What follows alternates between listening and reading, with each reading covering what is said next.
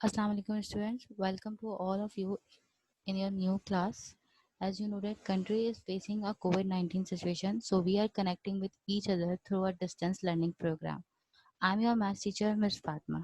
Now let's move to our work. सबसे पहले आपने क्या करना है, आपके पास जो है वो उर्दू लाइंस की जो है वो 14 नंबर की कॉपी होगी। सो आपने अपनी कॉपी बनानी है 14 नंबर की। सबसे पहली कॉपी किसकी बनाएंगे आप? अर्थमेटिक की बनाएंगे। अर्थमेटिक की सबसे पहली कॉपी के अंदर आप फर्स्ट पेज के ऊपर जो है वो नेम, क्लास, सेक्शन और सब्जेक्ट मेंशन करेंगे। अब जो सेक्शन है वो न्यू स्टूडेंट्स ने अभी मेंशन नहीं करना है, क्योंकि उन्हें अभी अपने सेक्शंस नहीं पता है। जब वो स्कूल आएंगे तो उन्हें उनके सेक्शंस जो है वो बता दिए जाएंगे। ठीक है। फिर आपने क्या करना है, इसके बाद आपने 4 पेजेस पे जो है वो इंडेक्स ड्रॉ करना है। जिस पेज पे आप अपना name, class, section, subject mention करेंगे, उसके पीछे वाला पेज आप छोड़ दीजिएगा और उसके सामने वाले पेज से आप जो है वो इंडेक्स बनाएंगे 4 पेजेस के ऊपर, जिसमें आप सीरियल नंबर, डेट, टॉपिक और सिग्नेचर के जो है वो कॉलम्स बनाएंगे। 4 पेजेस पे जब आप इंडेक्स ड्रॉ कर लेंगे तो इसके बाद आपने जो है वो उसके सामने वाले पेज के ऊपर सबसे पहले फर्स्ट टर्म की हेडिंग डालनी है। फिर उसके अगले पेज के ऊपर मंथ ऑफ जून की हेडिंग डालनी है। फिर आपने उसके नेक्स्ट पेज के ऊपर जो है वो chapter number 1 direct and inverse proportion की हेडिंग डालनी है और टॉपिक लिखना है डायरेक्ट प्रोपोर्शन। ये हेडिंग जो है वो आप कोशिश कीजिएगा कि वो आपके पेज के ऊपर की तरफ से रहे, कि इतना स्पेस नीचे बच जाए कि आप इजीली जो है वो ये समरी जो आपको दी हुई है ये आप इजीली जो है वो उधर मेंशन कर सकें अपनी हेडिंग के नीचे। ये है आपकी अरिथमेटिक की समरी चैप्टर नंबर 1 की, कि आप इसमें से कितने क्वेश्चंस करेंगे और जो है वो कितने एग्जाम्पल्स जो है वो हम अटेम्प्ट करेंगे। ये सब करने के बाद आप नेक्स्ट पेज से जो है वो अपना वर्क स्टार्ट करेंगे। तो हम अपना लेक्चर स्टार्ट करते हैं। सबसे पहले जो है वो आपने क्या करेंगे, हम लोग सबसे पहले हम कुछ डेफिनेशंस जो है वो डिस्कस करेंगे। और जो हमारी डेफिनेशंस हैं उसमें सबसे पहली डेफिनेशन जो है वो हमारे पास है रेशो की। रेशो क्या है? Ratio is a comparison of two or more quantities of same kind which are measured in same unit.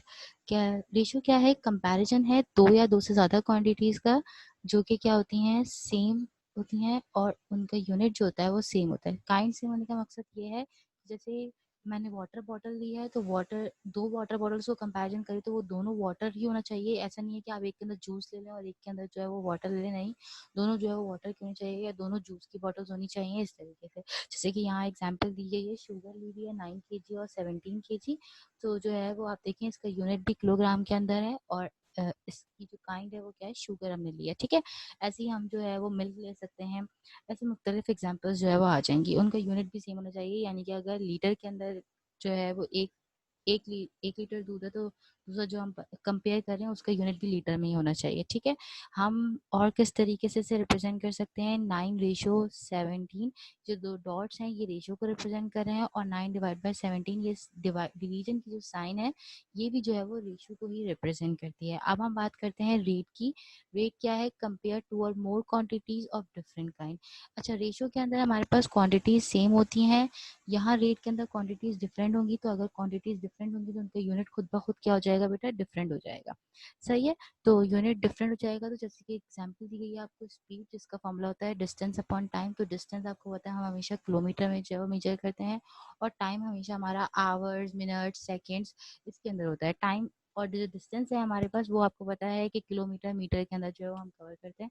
तो इसके जो है वो डिफरेंट यूनिट जो है वो यूज हो सकते हैं। ठीक है। तो रेट के अंदर क्या है, दो जो क्वांटिटीज या दो से ज़्यादा हम क्वांटिटीज को जो हम कंपेयर कर रहे हैं उनकी काइंड और उनका यूनिट जो है वो डिफरेंट ही होगा।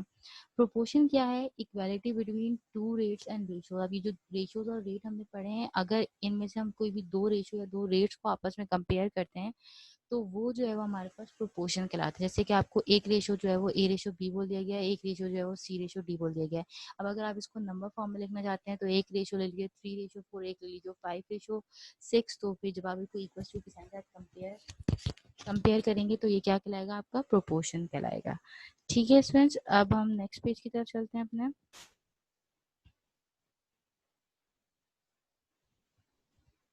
अब हम बात करते हैं अपने डायरेक्ट प्रोपोर्शन की। डायरेक्ट प्रोपोर्शन क्या है? Increase in one's quantity causes increase in other quantity and vice versa. अब देखिए जो वाइस वर्सा का वर्ड है ये एक्चुअली किस चीज़ को रिप्रेजेंट कर रहा है, कि हमने जो भी क्वांटिटीज हम ले रहे हैं, ठीक है, कोई भी दो क्वांटिटीज अगर हमने ली हैं तो एक क्वांटिटी अगर इंक्रीज हो रही है तो दूसरी भी इंक्रीज हो, और अगर एक क्वांटिटी डिक्रीज हो रही है तो दूसरी भी डिक्रीज हो, तो इसे हम कहते हैं डायरेक्ट प्रोपोर्शन। इसकी एग्जांपल ऐसे ले लेते हैं कि जैसे हम जो है वो क्या कर रहे हैं, बनानास बाय कर रहे हैं, ठीक है। तो अब अगर मैं जो है वो 1 डजन बनाना बाय करूंगी, ठीक है, तो मुझे उसके अगर 30 रुपीज पे करने पड़ रहे हैं 1 डजन के, 1 दर्जन के जो है वो मुझे कितने पे करने पड़ रहे हैं, 30 रुपीज पे करने पड़े, ठीक है। तो अगर मैं 2 डजन बाय करूंगी तो मेरे प्राइस क्या हो जाएंगे, खुद ब खुद इंक्रीज हो जाएंगे, ठीक है। क्योंकि पहले मैं एक एक डजन ले रही थी तो मुझे 30 रुपीज पे करने थे, अब मैं 2 डजन लूंगी तो मुझे 60 रुपीज पे करने पड़ेंगे। यानी कि केले बनानास के इंक्रीज होने से जो है वो क्या हो रहा है, एक्चुअली हमारी प्राइस इंक्रीज हो रही है, ठीक है। तो यही चीज़ है, इसके लिए हमने यहाँ पर जो एग्जांपल ली हुई है वो क्या है, a car cover a distance of, अब डिस्टेंस आपके पास आपको पता है किलोमीटर में होता है, तो देखिए 1 किलोमीटर 10 मिनट्स में, 2 किलोमीटर 20 मिनट्स में, 3 किलोमीटर 30 मिनट्स में, 4 किलोमीटर 40 मिनट्स में। तो जैसे जैसे हमारे डिस्टेंस इंक्रीज हो रहा है वैसे वैसे हमारा टाइम भी क्या हो रहा है, इंक्रीज हो रहा है।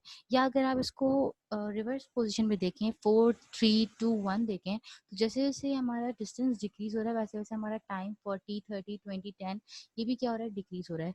तो एक क्वांटिटी के इंक्रीज या डिक्रीज होने से दूसरी क्वांटिटी भी इंक्रीज या डिक्रीज ही हो रही है। यानी कि अगर एक इंक्रीज हो रही है तो दूसरी भी इंक्रीज हो रही है, एक डिक्रीज हो रही है तो दूसरी भी डिक्रीज हो रही है। अच्छा, अब यहाँ हमने क्या किया है, एक क्वांटिटी को एक्स कह दिया है, एक क्वांटिटी को हमने वाई कह दिया, ठीक है। जैसे डिस्टेंस को एक्स कह दिया और टाइम को हमने क्या कह दिया, वाई कह दिया। अब आप अगर आप यहाँ देखें तो अगर रेट और रेशियो का डिफरेंस मैं आपको यहाँ से भी समझा सकती हूँ, वो कैसे, अगर मैं डिस्टेंस से डिस्टेंस को डिवाइड करूंगी यानी कि 1:2 निकालूंगी, तो ये मुझे क्या दे रहा है, रेशियो दे रहा है। एक्चुअली क्या है कि अगर डिस्टेंस से डिस्टेंस को डिवाइड करें, क्योंकि मैंने आपको बताया था कि हम रेशियो को डिवीजन से भी मेंशन कर सकते हैं, ठीक है। तो अगर 1/2 कर रही हूँ तो ये मुझे क्या बता रहा है, रेशो बता रहा है, ठीक है। लेकिन अगर मैं 1/10 करूँ या 10/1 यानी कि टाइम से डिस्टेंस को या डिस्टेंस से टाइम को डिवाइड करूँ, तो वो मुझे क्या देगा, रेट देगा, ठीक है। तो आपको समझ में आ गया कि दो क्वांटिटीज अगर सेम डिवीजन हो रही हैं तो वो रेशो है, और अगर दो डिफरेंट क्वांटिटीज आपस में डिवाइड हो रही हैं तो वो क्या है, हमारे पास रेट है। तो अगर हम देखें कि डायरेक्ट प्रोपोर्शन में हम ये देख रहे हैं कि हम y से डिवाइड कर रहे हैं x को, यानी कि 10/1 20/2 30/3 40/4, तो हर दफा हमें आंसर क्या मिला है, 10 मिल रहा है, जो कि कांस्टेंट है।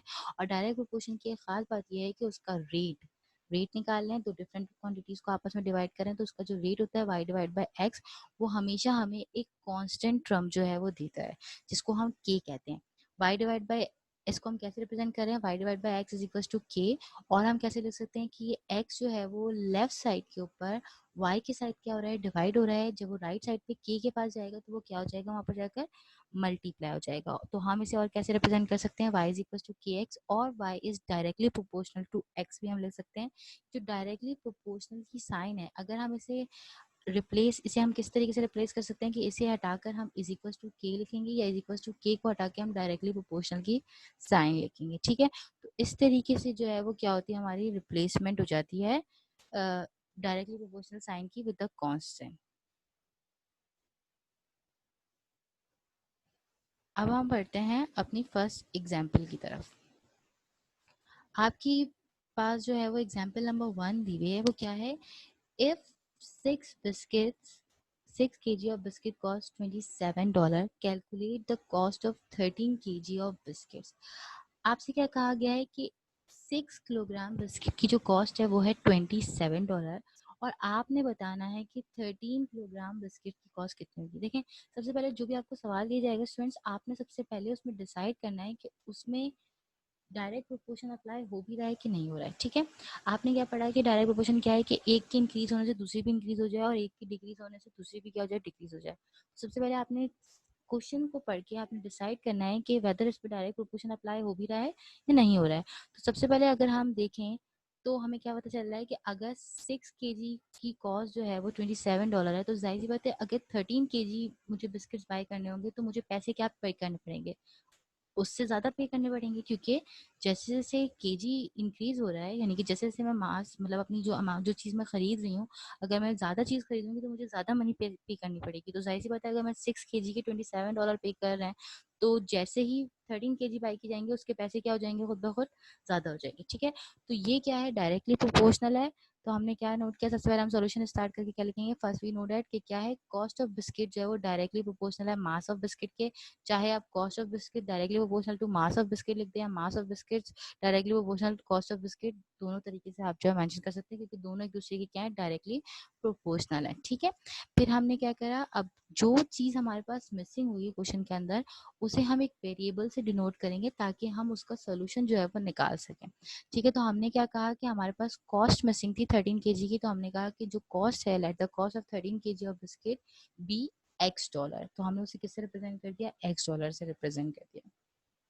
ठीक है, फिर हम क्या करेंगे, हमने बिस्किट्स लिखे जिसका हमें किस में दिया होता है, मास दिया होता है, बिस्किट्स मास में दिया होता है हमें केजी, जिसका यूनिट किया जाता है किलोग्राम, और कॉस्ट जो थी वो डॉलर में थी। ये ऊपर मेंशन करने का मकसद सिर्फ इतना सा है कि हमें बार बार जो है वो यूनिट मेंशन नहीं करना पड़ेगा, हम एक ही दफा लिख देंगे।